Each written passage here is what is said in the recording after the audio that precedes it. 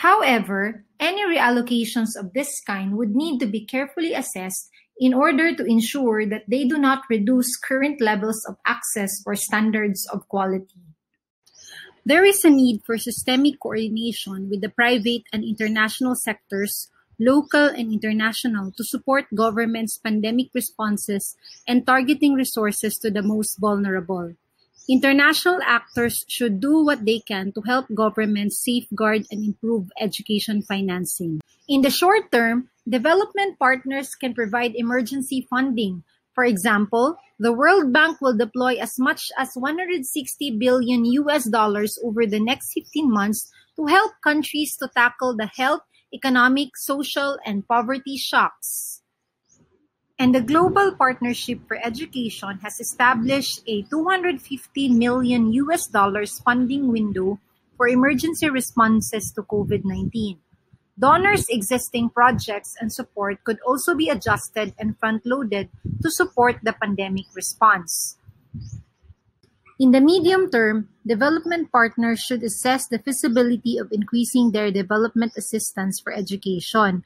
For example, by increasing its share in total aid allocations, developing country governments should also look at ways to mobilize additional resources from non-traditional sources, such as philanthropic organizations or corporate social responsibility contributions to support investments in the education sector. Governments and HEIs must pursue accuracy of information and collaboration and strong monitoring and financial planning. We need to quell our fears, as fear translates to negative economic impact. It is important to track the effect of the pandemic on the education spending plans. At the international level, information on education spending is only available with a significant delay.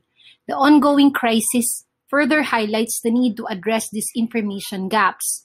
Governments need to find ways to communicate strengths and limitations of their capabilities to protect the education sector.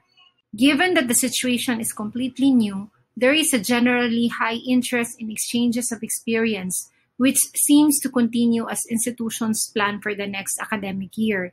In several systems, national sectors conferences enable a sector response in determining lockdown periods of campuses, negotiating with the national authorities on support measures, and organizing sector exchanges on pedagogics and institutional approaches.